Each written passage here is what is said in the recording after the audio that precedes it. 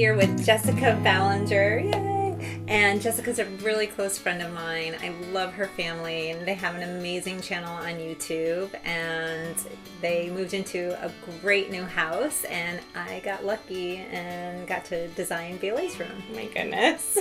We are the lucky ones, obviously. It's the first time that Bailey's ever had her own room. This is like really special to her because we used to live in a 2-bedroom, and it was my husband and I in 1 bedroom and then 3 in 1 room.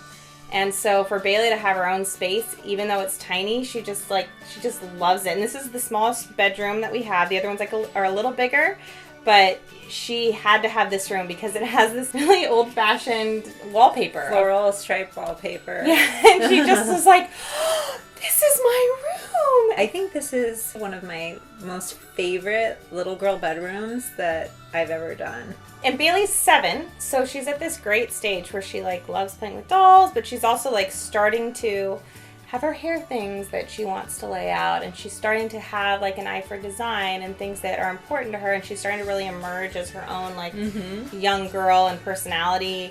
But she also lives in imagination world. When I design, I really try to take that approach of, okay, what is this child into now? What do they love? What are they passionate about?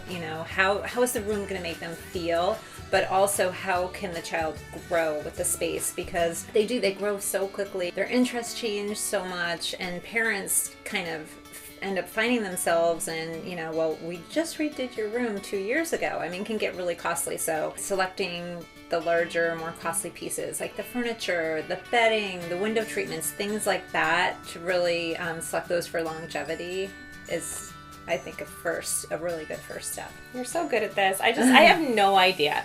I have never been able to design a room. I always go to the store and I see one thing and I'm like, that's pretty. So I get it and I'm like, oh, my room's going to be so beautiful now. I'm going to get lots of stuff like this. And then I go to another store and I get something and I'm like, oh, that's pretty too. But it's when I take it home, it's not really the right color. And then I get another thing and another thing. And then I end up with a lot of stuff and none of it works or makes any sense. I hear that on a daily basis. It's such a normal thing that I hear from people. And I think, that's part of the reason why sometimes so many homeowners get really frustrated, and then sometimes they end up doing nothing because it's a frustrating experience. Yeah, I'm kind of the queen of doing nothing. Here I am to the rescue. We started out all of this with Bailey having a mattress on the floor because we had split bunk beds. So she had her mattress and she had all her blankets and she had all her toys all piled up, and she was stoked. But at the same time, I feel like she was really frustrated because it was so easy for it to become a mess. And then one day we just cleared it all out, and I wanted to see what was really important to her. So I just put everything in bins and categories. And so if she wanted to play with her dolls, I'd be like, here's your doll bin, go ahead and play with it. And then when she was done with the dolls, she would clean it up really easily because it was just a bin, and then I can get her another bin. For a child to look at a big mess and have to think about cleaning that up, sometimes that's overwhelming for an adult, but for a child it gets very overwhelming. So only pulling certain things out and making sure that gets cleaned up before another thing comes out is a really great idea. It helps the parent, it helps the child.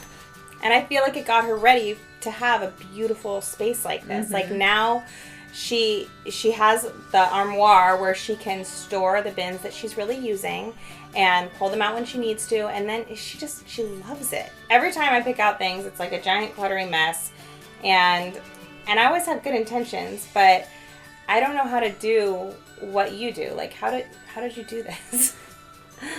Well, when I walk into a room, I definitely have a vision. This space was a little more challenging because it is an 8x10 space, and you want to make sure you have, the certain necessities that you need for a bedroom. And so what's a necessity? You want your bed. And every child is different. For Bailey, I know she loves reading, so that was really important. I wanted to make sure she had a nightstand right next to the bed and that she had a light right next to the bed. And she definitely has a huge imagination, and she loves to play. And all 4 of my girls were like that, so I love that quality in her. We needed space to play on the floor. We needed storage space for all of her toys.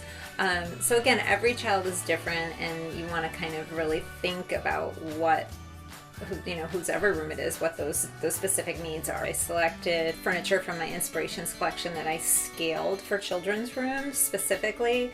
So you can see the bed it's really pretty. It feels magical for a little girl, but it's not overpowering, and it has this amazing bank of drawers underneath for more storage space. The nightstand right next to the bed, which has a pull-out tray. It has a drawer.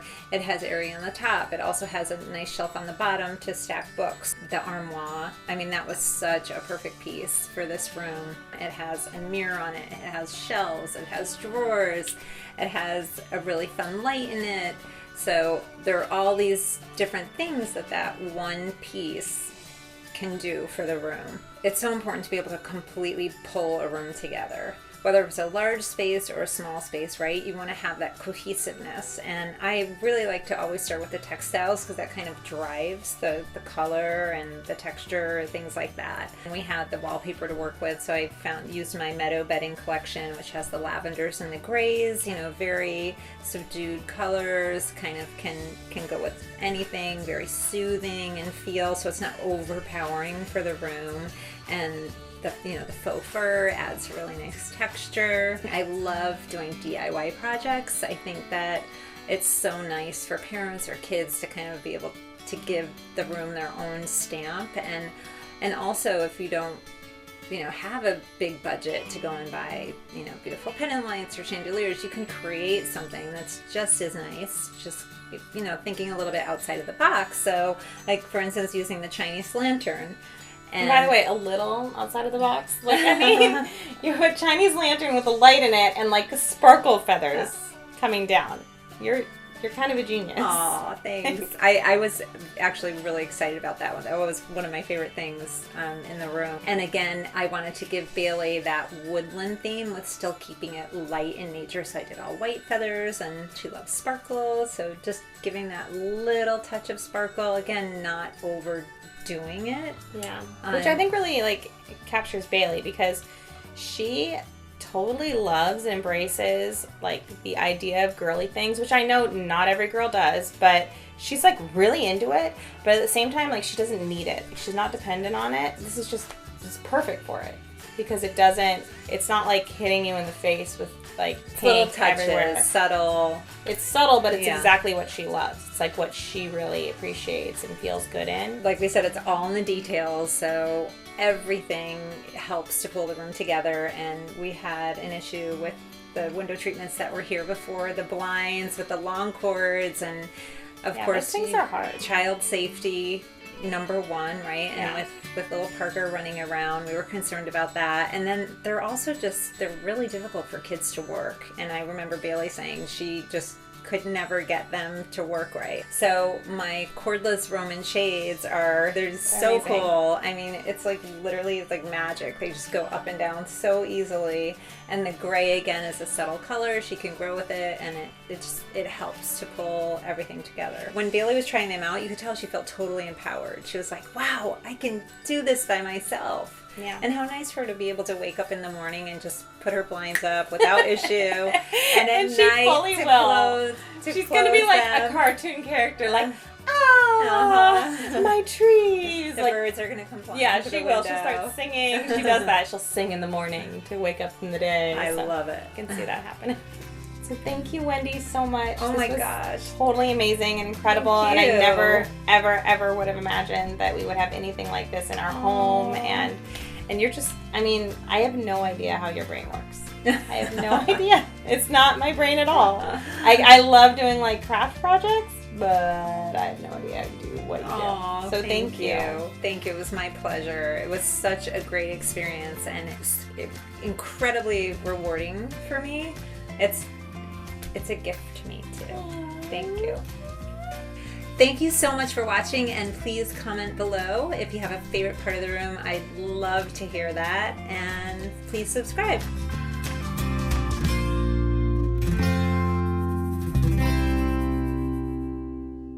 Okay, Bailey, ready to see your new room?